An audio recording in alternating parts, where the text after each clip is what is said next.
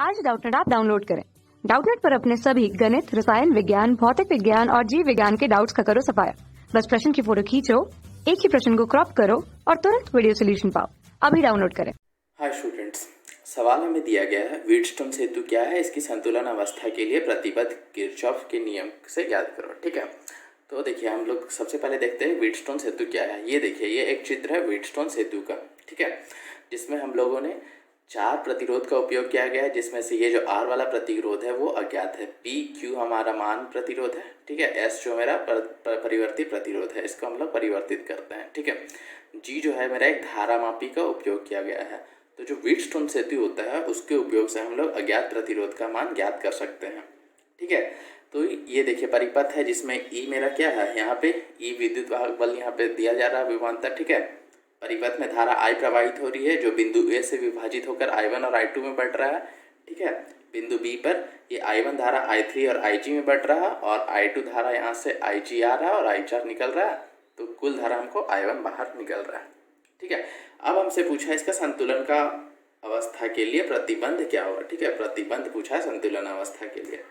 तो संतुलन का अवस्था कब होगा, जब यहाँ पे जो मेरा ये गैल्वेनोमीटर है, ये जो धारा मापी है, ये मेरा शून्य विक्षेपण देगा। ठीक है, जो G मेरा है वो कितना शून्य विक्षेपण देगा, तभी मेरा संतुलन का अवस्था आएगा। ठीक है, अब जो हम लोग S पर प्रतिरोध है इसको हम लोग परिवर्तित करके ऐसा संतुलन का अवस्था बनाएंगे कि जो ये G है मेरा वो शून्य हो जाए। ठीक है, तो जब G शून्य हो जाएगा तो मेरा IG जो है ये तो पूरा शॉर्ट सर्किट हो जाएगा। ठीक है, तो IG जो मेरा धारा प्रवाहित हो रहा है यहाँ पे ये शून्य हो जाएगा, IG 0 हो जाएगा। अर्थात जो बिंदु B का विभव है और जो बिंदु D का विभव है वो दोनों समान हो जाएगा। ठीक है, और जो AB का विभवांतर है और AD का विभवांतर वो भी समान हो जाएगा। ठीक है, तो संतुलन अवस्था के लिए क्या चाहिए, संतुलन अवस्था के लिए क्या क्या होगा। सबसे पहले जो होगा वो IG मेरा कितना हो जाएगा 0, अर्थात जो ये AD के बीच का BD के बीच का विभवांतर है वो शून्य होगा। मतलब मेरा IG गुना G जो है वो मेरा 0 हो जाएगा। ठीक है, दूसरा क्या होगा, जो B का विभवांतर है वो B का जो विभव है बिंदु B का वो D बिंदु के विभव के बराबर होगा।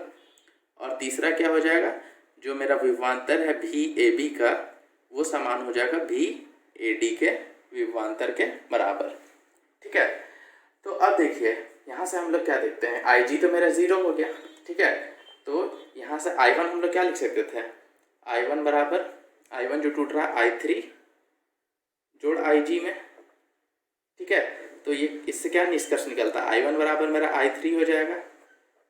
ठीक है, उसी प्रकार यहाँ देखिए I2 क्या है, I2 जोड़ IG बराबर I4 है।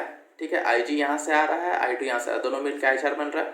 ठीक है, अब चूंकि IG मेरा 0 है तो यहाँ से हम लोग ये लिख सकते हैं I2 बराबर I4। ठीक है, ये 2 पॉइंट हमको यहाँ से मिला संतुलन अवस्था में जब IG 0 होगा तो। ठीक है, तो अब देखिए ये जो मेरा लूप 1 है इसमें हम लोग किरचॉफ का नियम लगाते हैं। ठीक है, ये लूप 1 में हम लोग किरचॉफ का नियम लगाते हैं। किरचॉफ का जो लूप नियम होता है उससे हम लोग क्या लिख सकते हैं, -I1P जोड़ 0 जोड़ I2R बराबर 0। अर्थात जो मेरा इस लूप का कुल विभव 0 के बराबर होगा, यानी इस दिशा में हम लोग भ्रमण कर रहे हैं। तो -I1P जोड़ यहाँ पे 0 है और यहाँ पे धारा इधर प्रवाहित हो रही है, हम लोग जा इधर रहे हैं उसको विपरीत, तो प्लस I2R। ठीक है, बराबर 0। ठीक है, यहाँ से हमको क्या मिल गया, यहाँ से हमको मिल गया I2R बराबर I1P। ठीक है, ये मिल गया। अब देखिए I1 यहाँ पे I1 बराबर I3 था और I2 बराबर I4 था। ठीक है, तो I1 I2 I3 I4 का मान निकाल लेते हैं। तो देखिए I1 जब ये शून्य हो जाएगा तो ये दोनों क्या मेरा ये B और Q जो है मेरा श्रेणी क्रम में जुड़ जाएगा। जब श्रेणी क्रम में जुड़ जाएगा तो I1 का मान कितना होगा, I1 का जो मान होगा, जो E मेरा वोल्ट दिया जा रहा है यानी विभव बटा विभवांतर बटा जो कुल प्रतिरोध P + Q। ठीक है, तो जो मेरा I1 बराबर I3 बराबर कितना हो जाएगा, वो हो जाएगा E जोड़ E बटा P जोड़ Q। ठीक है, उसी प्रकार I2 बराबर I4 कितना हो जाएगा, E बटा R जोड़ S के बराबर हो जाएगा। ठीक है, R और S जुड़ जाएगा श्रेणी क्रम में। ठीक है। तो अब देखिए I1 I3 या I2 और I1 का मान इसमें हम लोग रख देते हैं इस समीकरण में, ठीक है।